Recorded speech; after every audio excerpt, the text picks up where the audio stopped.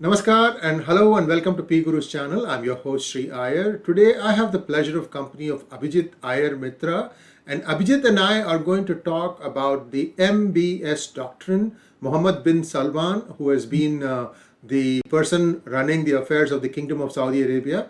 And Abhijit, welcome to PGurus channel. As always, a pleasure to have you. Very well. Thank for you for having me. Vetri well, Abhijit. And let's take the clock back a few years when Mohammed bin Salman was chosen as the successor to the present king to run the affairs of the Kingdom of Saudi Arabia. Then it began with a flurry of activity, including prisoning of some of the people from the princely family itself. And I want you to kind of take us back from that point and then come all the way forward to now and then look into the future. Please take it away. The thing is, what people tend to forget is his father, King Salman, was in charge for almost as the governor of Riyadh. He was in charge of mediating all the internal family disputes. And he used to be quite harsh with the princes. Right. So this was a family that was literally sitting. It's like IB with taxes, or ED with taxes, sitting on the files of everybody. If any member of the Saudi royal family had done something, King Salman knew about it. And by the virtue of that, Mohammed bin Salman also knew about it. Because remember, ever since he was around 16, 17, Mohammed bin Salman had been staffing these meetings for his father. Even when he was a kid, he used to attend these meetings. He wasn't much interested in doing things on the side. He was much more interested in attending these meetings and watching how his father dealt with certain things. And he also knew fundamentally what was wrong with the Saudi system per se, but he also knew what was wrong, what were the political pushes and pulls of international politics. So that was a very, very important thing, as opposed to, say, the previous, princes who mostly used to take a very, they went tasked with the administrative stuff. To draw a very ominous analogy, Stalin, the way he gained power was he used to take all the jobs in the party that nobody wanted. All the non glam jobs, all the administrative jobs, which surprisingly is where all the power lay. And that is how King Salman and therefore his son gained all this power slowly.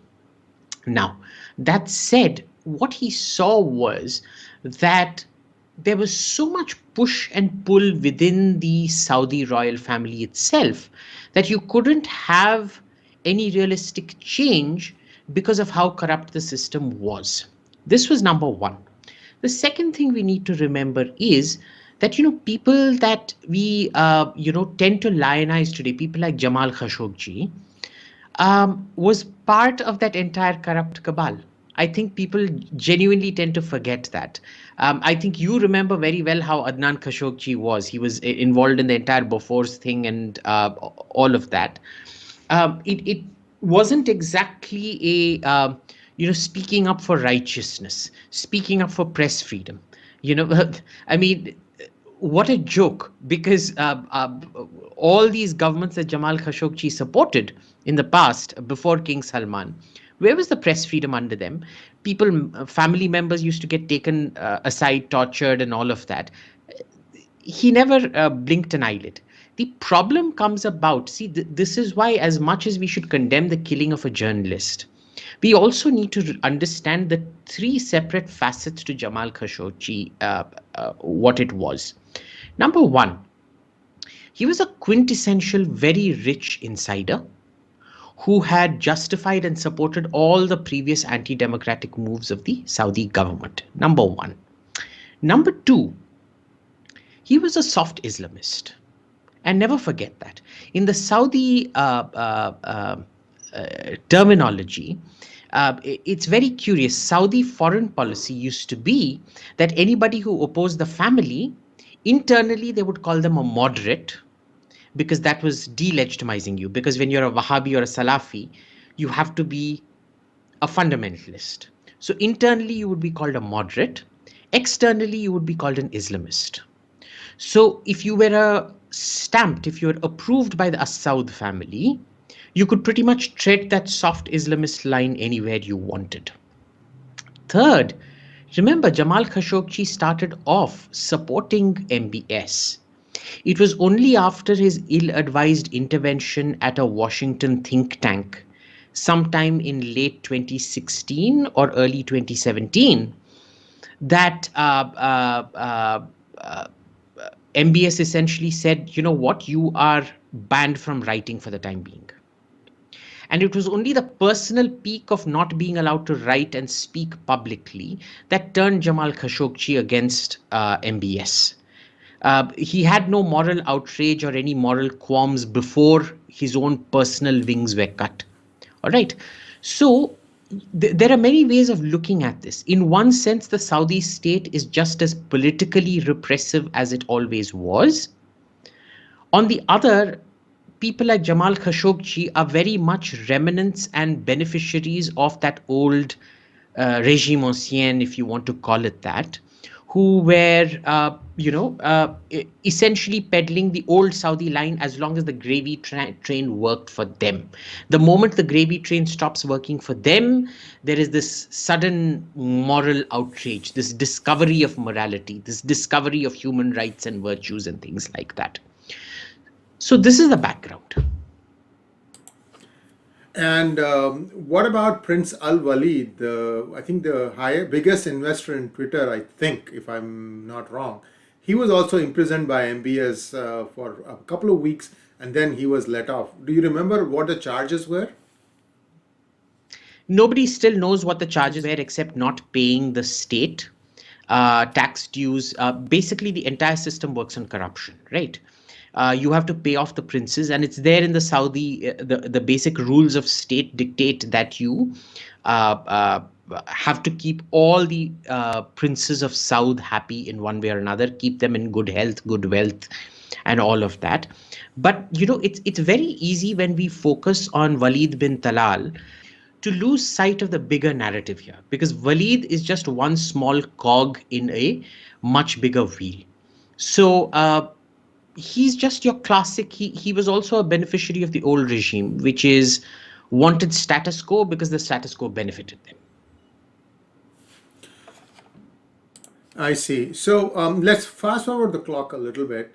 And then events started happening very, very quickly in and around Saudi Arabia. You had this conflict in Yemen. And so perhaps you can walk us through what was the reason for the conflict. I think you mentioned it once before, but I just want to recap that so that the flow comes completely and how he has been doing that. And then now the rapprochement with Israel, and after that, the Biden administration, how things are looking now. So this was part of, it has more to do with Nahyan, Crown Prince Nahyan of the UAE and his father, than it does with Saudi Arabia. Well, I mean, Saudi Arabia is also important in it. Yemen is almost entirely a Saudi decision, MBS's decision. But remember, the one person who rules in the Middle East through consensus, and it's very similar to the emerging MBS doctrine, which is you will have all the personal freedoms you want, but you will not get political freedoms. And it's a classic conservative government, which is when the time is right, we will slowly start legalizing everything. They've already legalized now live-in relationships and things like that in the UAE. So that's perfectly fine. Now, what has happened in the UAE was that they never wanted to break the concord of the GCC. Be it against Iran, be it generally acting as a group, they've seen strength in unity, they've seen strength in coordinated action. The Saudis, on the other hand, have always been very reluctant to exert their power. And in many ways, it was hamstrung because of all the different levers within the Assaud family. The Sudairi brothers who controlled power at one point of time. But basically, all the factions, they used to prevent any coordinated action by the Saudis. And like Narasimha Rao, in that sense, you never knew if it was masterful inaction. Most American interlocutors will say this was like Narasimha Rao, it was masterful inaction. What it actually was, unlike Narasimha Rao, was that there was a heavy deal of corruption that was preventing Saudi action abroad. So once you get rid of the alternate power centers within Saudi Arabia, there's a very, very clear path ahead on what policy uh, uh, uh, the king want. And I mean, let's talk about MBS, because the MBS is the de facto king, wants to follow. Now, one of the earliest things out here was that he was very clear that it was time to, uh, and you and I know this, Sree, that 98% of people are not politically aware. It's only that 2% that are politically aware. The remaining 8% who virtue signal politically, but the rest of the 90% in America are only interested in Kim Kardashian's ass.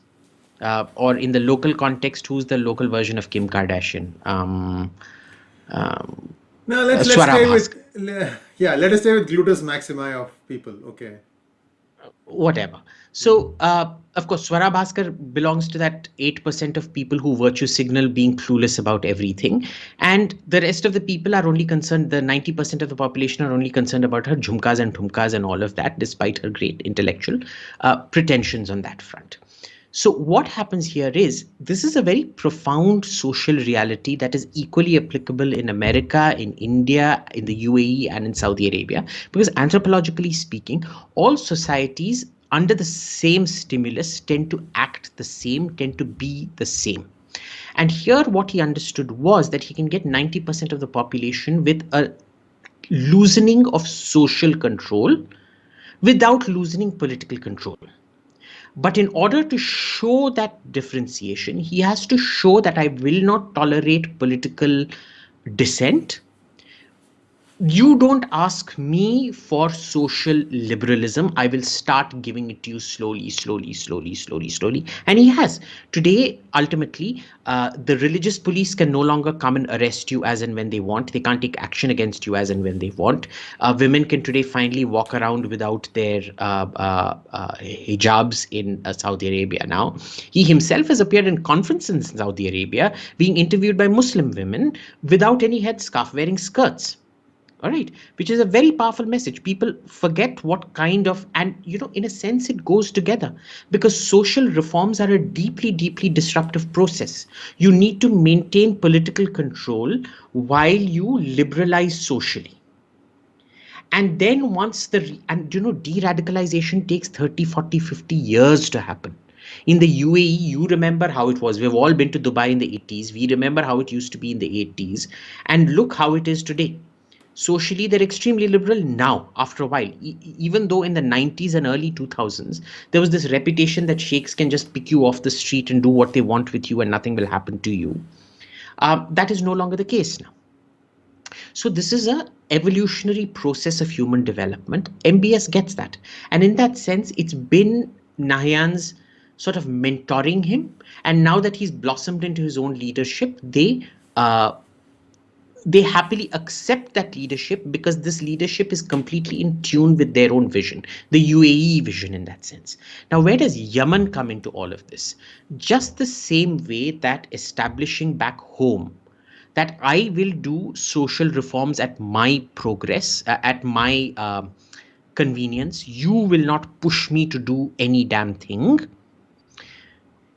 The same was happening with Yemen. It was a declaration that, Saudi Arabia has been pushed around long enough. You've manipulated levers long enough. Iran is now becoming a threat. And I am saying to you, like, that famous scene in Lord of the Rings, where Gandalf comes at the bridge of Moria, and he says, he puts down his staff and he says, "You shall not pass." That was MBS's "you shall not pass" moment, where he said, enough is enough. We need peace out here. This Yemen conflict is becoming, because any kind of power vacuum ends up ricocheting with massive, massive consequences for the neighboring regions. He went in there to stop it. Now, was it militarily foolish? Yes, because I think he's beginning to learn the limits. He didn't. He thought that the professionalism he was bringing to government would be there with the military. Now, the Saudi military is extremely well equipped, but it's not a terribly professional military because it was prone to the same kind of corruption that you saw with the Saudi political system.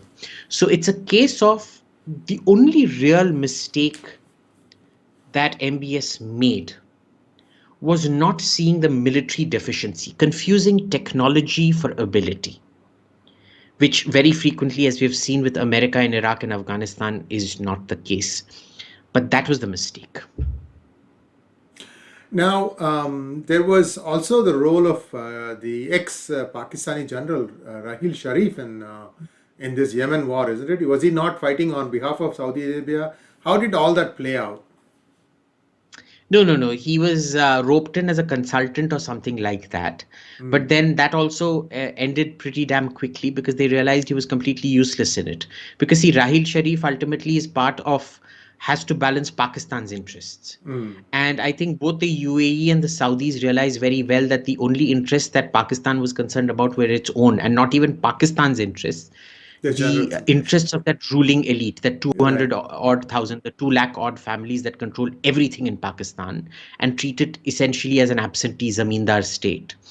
Rahil Sharif was never. The moment I saw that, I knew his tenure, so-called tenure, wasn't going to last more than a few months. I think it didn't even last for a few days. I see.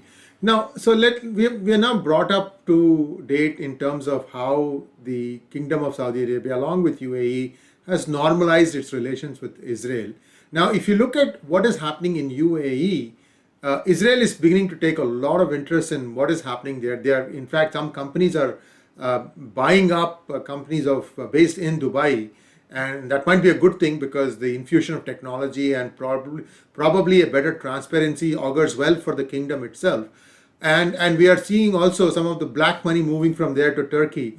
That part, just touch on it, and then afterwards, going forward, how does this whole thing? Not seeing it move to Turkey at all. The UAE folks, they've cracked down on the black money moving to Turkey quite significantly. What you're seeing instead is the UAE, what Cayman Islands is to America or to India, UAE is becoming to Israel. Because even though Netanyahu is almost single-handedly responsible for liberalizing Israel and turning it into startup nation and all of that, they'll never give him credit for it. But Netanyahu is responsible for it largely. You also find that what is happening now is that Israelis are looking at the UAE as their safe bank, as their sort of, as their Switzerland, as their Cayman Islands or whatever. I have personally, over the last 6 months, had to carry out about 12, 13, 15 introductions because so many Israelis now want to go set up manufacturing units in the UAE and things like that because they're like, look, Israeli manufacturing, the law is quite tough. Right. Whereas in the UAE, it's a much more capitalistic setup than you'll ever get in Israel proper. Of course, zero corporate, zero personal income tax. Yeah. Right. And I'm seeing so many friends. I mean, some of them have approached me to connect them with people in Dubai, or Abu Dhabi mostly. But I'm just looking at the number of my Israeli friends that are just landing up in Dubai. And guess what? Not one of them so far has told me that they faced a single instance of anti-Semitism. Far from it, they're all proudly going around wearing these lapel pins with an Israeli flag and a UAE flag. And people are actually coming up to them, shaking their hands and want to meet them. Right? Oh, you're from Israel. Tell us about Israel and things like that. And what happens in reverse is that I know fewer people from Dubai who have gone to Israel, but the same thing is happening there. There's a very distinctive Emirati way of wearing the Arab dress and the headgear. And the moment they see that in Israel, they're given absolute VIP treatment. Security guys, they're like, you keep telling us. So 2, 3 of them went together and they're like, Abhijit, you went on telling us that, Tel Aviv airport is quite unpleasant. You've been taken aside for, extended interrogation because you have so many weird stamps on your passport, Afghanistan, Syria, and all those places. And they're like, how come we don't see that? They were smiling at us. They were saying, welcome to Israel and wanting to shake hands with us and things like that. So it's mutual. Amiratis are getting VIP welcomes even by the notoriously ill-humored Israeli security forces, and Israelis are getting rockstar welcomes in the UAE, which really shows you how completely bogus this entire so-called Washington consensus that there would be no peace in the Middle East without a two-state solution, how absolute total humbug it was. It also shows you the wisdom of the UAE approach, which is to say, we will start, you leave it to us. We will keep giving you social freedoms as and when we deem you're fit for it or ready for it. And you will not get political freedoms, full stop. And without those political conversations happening in the UAE, you look at the level of anti-Semitism, it's just come down so massively. Right. You can't even go around in Egypt without the kind of security. An Israeli can't walk around in Egypt without security, but they can walk around in the UAE without security. So it really, I think, when we look forward about 40, 50 years, I think the rulers of Abu Dhabi will go down in the same stream that Lee Kuan Yew went down, taking a completely different path to development, very localized and adapted. It wasn't a cut, copy, paste model. Rather, it was an ab initio UAE model, which was very unique to them, which is what the Crown Prince of Saudi Arabia is now trying to do out there. Nice parallels there, Abhijit. And as always, a pleasure talking to you. And we will revisit this topic perhaps in a few weeks' time when things evolve. I mean, we never know when news is going to happen. But a lot of interesting things that you've shared that I have not heard before. I'm sure our viewers also would be thrilled to hear all these insights into the ongoing UAE honeymoon with Israel and vice versa. Thank you very much, and we will see you soon. And viewers, don't forget to subscribe to PGurus channel. Namaskar. Veil, veil, vetri, veil.